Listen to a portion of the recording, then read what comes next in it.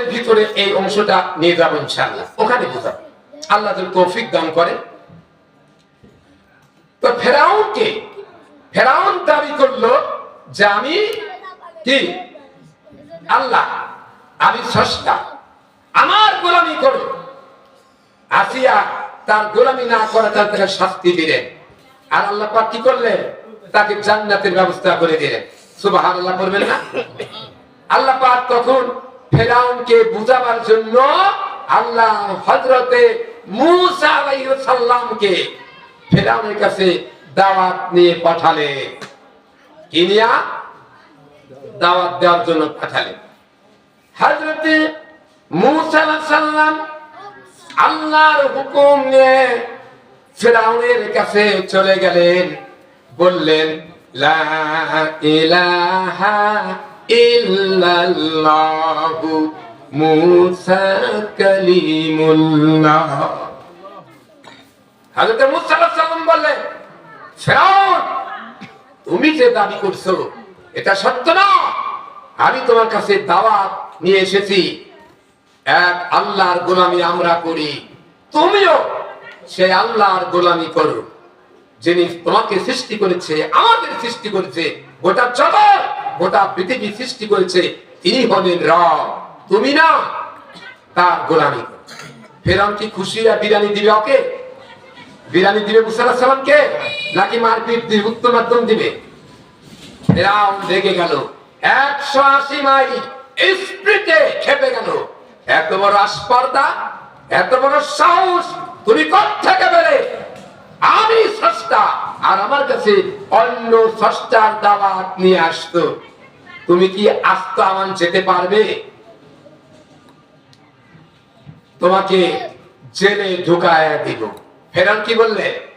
জেলে ঢুকায় দিব। হযরতে মূসা আলাইহিস সালাম চিন্তিত হয়ে গেলেন। আল্লাহ পাক সঙ্গে সঙ্গে মূসা আলাইহিস সালামের মনের খবর জানতে পেরে আয়াত নাযিল করে দিয়ে বললেন, ওয়ামা তিলকা বিয়ামিনিকা ইয়া মূসা। মূসা রে, তোমার হাতে ওটা কি? হিয়া আসা, এটা একটা লাঠি। এতটুকুন বললেই তো হয়ে যা, প্রশ্নের উত্তর আনসার শেষ। কিন্তু মূসা আলাইহিস সালাম বললেন, এটা একটা লাঠি, এটা দিয়ে আমি পাতা পারি, বকরি খাওয়াই, এটা দিয়ে আমি ভর দিয়ে চলি, এটা দিয়ে বিভিন্ন প্রাণীকে আমি দূরে সরাই দেই দাবড়ায়া। এত কিছু বলার তো মূসার দরকার ছিল না। জোরে বলেন ঠিক কিনা? এটা কি? লাঠি বললেই তো হতো। কিন্তু এতটুকু এত ব্যাখ্যা দিয়ে এত বিলম্ব করে কথা বলার কারণ হচ্ছে, প্রেমিক আর প্রেমিকার সাথে যখন কোথাও দেখা হয় অথবা মোবাইলে কথা হয়, তখন কথা বলতে বলতে এতই মজা লাগে, খাবারের চিন্তা থাকবে না। রাত্রি কত বাজে, দুপুর কত বাজে, বাড়িতে মেয়েকে যেতে হবে, ছেলেকে বাড়িতে যেতে হবে, কোনো হুঁশ নাই। প্রেমিক প্রেমিকের সাথে মজার আলাপ করে। ধরে বলেন ঠিক কিনা? ঢাকা পেপার পত্রিকা দেখাইলো বনানীতে স্টেশন, তার পাশে রেল লাইনের উপরে এক যুবক, টিভিতে দেখলাম, আপনারা দেখেছেন অনেকে মনে হয়, মোবাইল কানে নিয়ে কথা বলতেছে ঘুরে ঘুরে। এমন আশিক আর মাসুকের ভিতরে কথা চলছে, একটা ট্রেন এত দ্রুত সাউন্ডে আসে, এই সাউন্ডটুকু তার কানের ভিতরে ঢোকে নাই। তার কিভাবে মাসুকের সাথে কথা বলতেছে? জোরে বলেন ঠিক কিনা? মূসা আলাইহিস সালাম তখন আল্লাহর সাথে কথা বলতেছে। আল্লাহ হলো আসে, মূসা আলাইহিস সালাম হলো কি? মাসুক। কথা বলতেছে। মূসা আলাইহিস সালাম দেখলেন, যদি তাড়াতাড়ি শেষ করি এই মজাটা আমি পাবো না, এই জন্য দীর্ঘায়িত করে পাতা পারি, ভর দিয়ে চলি, অন্য প্রাণী তারাই এভাবে বিলম্ব করার চেষ্টা করেছিলেন। হযরতে মূসা আলাইহিস সালামকে আল্লাহ পাক সাহস যোগায় দিলেন। কি দিলেন? মূসা আলাইহিস সালামকে আপনার ফেরাউন বলছিল যে, শোনো, তুমি দেখো তো এত সাহসী, তাহলে আজকে তুমি তোমার কেরামতি দেখাও, আর আমিও কেরামতি দেখাবো। মূসা আলাইহিস সালাম বললেন তুমি আগে দেখাও। ফেরাউন বাঘ, ভাল্লুক, সিংহ, বিরাট বিরাট জীবজন্তু বানালেন, মাকে ছেড়ে দিলেন সবগুলি আসতে। আর মূসা আলাইহিস সালাম কে বললেন তুমি দেখাও এবার। হযরতে মূসা আলাইহিস সালামকে আল্লাহ বললেন মূসা চিন্তার কারণ নাই, তোমাকে ট্রেনিং দিয়েছি, তোমাকে একটা লাঠি দিয়েছিলাম, এই লাঠি শুধু পাতা পাড়ার জন্য না, এই লাঠি শুধু ভর দেওয়ার জন্য না, এই লাঠি জীবজন্তু তাড়ানোর জন্যই যদি না, এই লাঠিটা মাটিতে ফেলে দাও। ফেলে দিলে বিরাট অজগর সাপ হয়ে গেল। মূসা আলাইহিস সালামের লাঠি কি হলো? সাপ হয়ে গেল। হা করছে জন্মের মতো, আল্লাহর হুকুমে হা করছে। আল্লাহ কিরামতি দেখাচ্ছে, রাসূল হলো উসিলা, মূসা আলাইহিস সালাম উসিলা। ধরে বলেন ঠিক কিনা?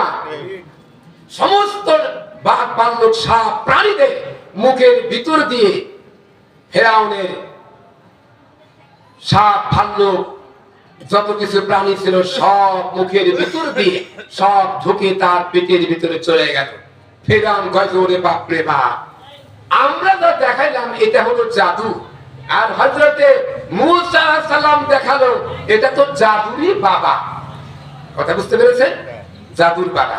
হযরতে মূসা আলাইহিস সালাম দাওয়াত নিয়ে গেলেন কার কাছে? ফেরাউনের কাছে।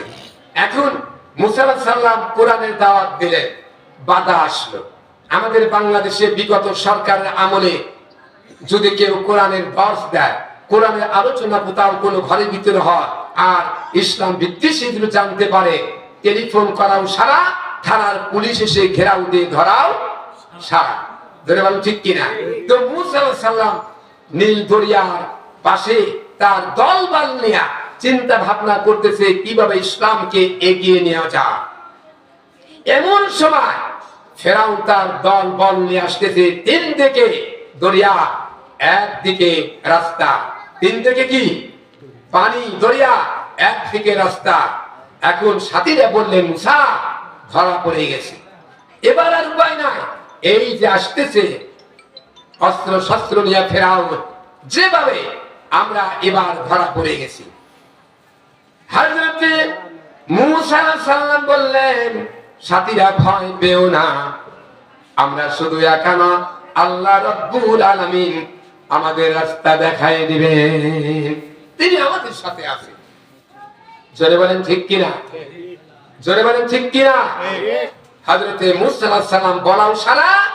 আল্লাহ পাক বললেন মূসা দরিয়ার উপরে লাঠি দিয়া আঘাত করো। দরিয়ার উপর লাঠি দিয়া আঘাত করলেন। আঘাত করার সাথে সাথে রাস্তা হওয়া দরকার ছিল একটা, হয়ে গেল 12টা। সুবহানাল্লাহ বলেন। হযরতে মূসা আলাইহিস সালাম তার দলবল নিয়ে দরিয়া পার হয়ে গেলেন। ফেরাউন দেখলেন আমার জন্য রাস্তা তৈরি করে দিয়েছে আল্লাহ।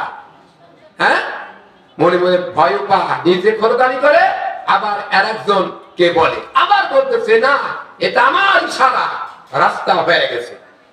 ধরে কর নাউযুবিল্লাহ। মূসা আলাইহিস সালাম দলবল নিয়ে পার হলে ফেরাউন দেখলে এই শুধু ঢুকলে, আল্লাহ বললেন পানি।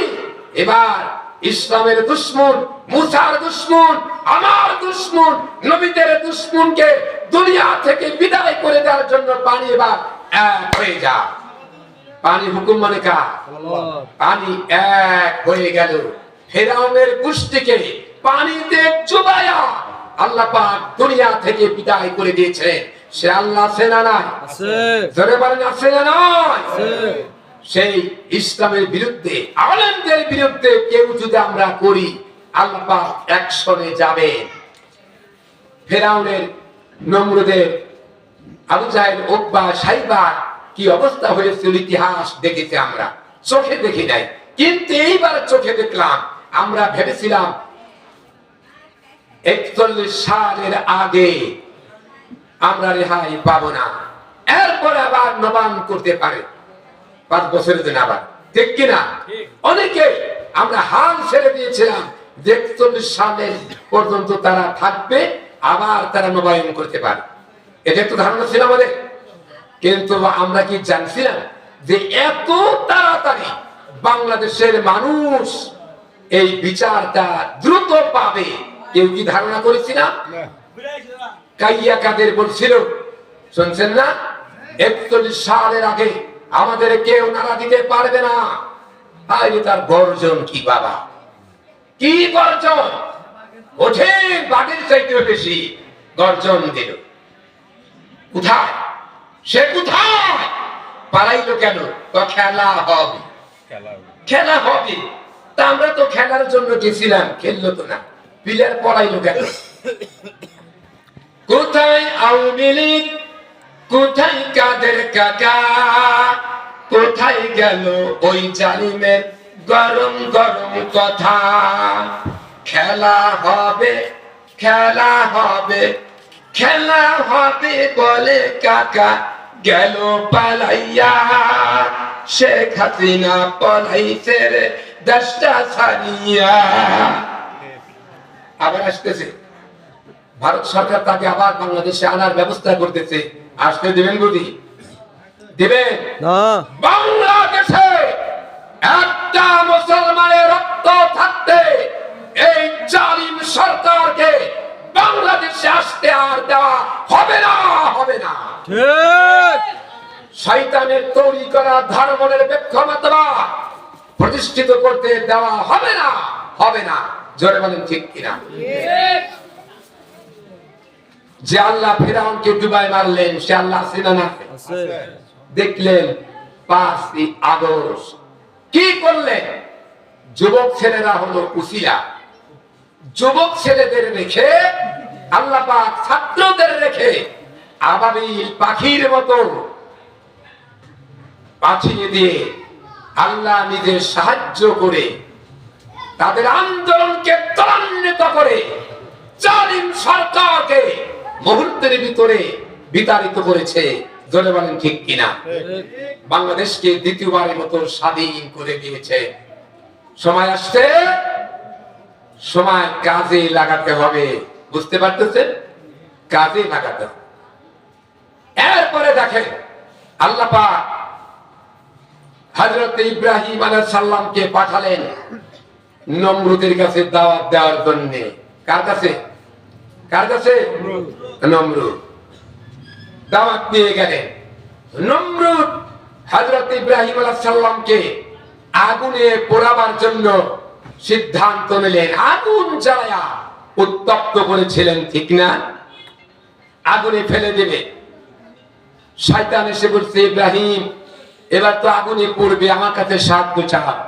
হযরত ইব্রাহিম সালাম বলছিলেন, আমি এমন কোন খোদার গোলামি করি না, এমন কোন অন্ধ খোদার দাসত্ব গোলামি করি না যে আমাকে পড়বে। আর তিনি পুড়ে যদি শান্তি হন, খুশি হন, একবার কেন 1000বার পড়তে রাজি আছি আমি। ইব্রাহিম সালাম আগুনে নিক্ষেপ করলেন। কুলনা ইয়া নারু কুনি বারদাও ওয়া সালামান আলা ইব্রাহিম। হযরত ইব্রাহিম সালামকে আগুনে নিক্ষেপ করলেন। আল্লাহ পাক কি বসে তামাশা দেখবেন? না, আল্লাহ পাক নোটিশ জারি করলেন আগুনের প্রতি, আগুন ঠান্ডা হয়ে যা। ইব্রাহিমের একটি পশম করতে পারবে না। আগুন শীতল হয়ে গেল, ইব্রাহিমের কোন শরীরের অংশ পড়ে না। এমন সময় আপনার ফেরা নমরুদ বলল, এর আগুন এতদিন এত বছর জ্বালাইয়া তেজ করলাম, উত্তপ্ত করলাম, সামান্য ইব্রাহিম আসলে একটি পশম করলি না তুই? কারণ কি? আগুনের ভিতর থেকে জবাব আসলো, এরে ফেরাউন শোন, আমি আল্লাহ গোলামি করি, স্রষ্টা আমার আল্লাহ। তিনি নিষেধ করেছে, নিষেধ করেছে ইব্রাহিমের একটি পশম পরবি না, এই জন্য আমি পড়ি নাই। আমার তেজ কমে গেছে, পাওয়ার কমে গেছে। যদি তুই মনে করস এটা, তার চট্ট গোষ্ঠী এসে আমার সামনে এসে বল, আমি আগুন পুড়তে পারি কি না পারি একবার দেখ। আগুন পুড়তে পারে না, ক্ষমতা কি আগুনের আছে? আল্লাহ হুকুমে পড়ে এভাবে করে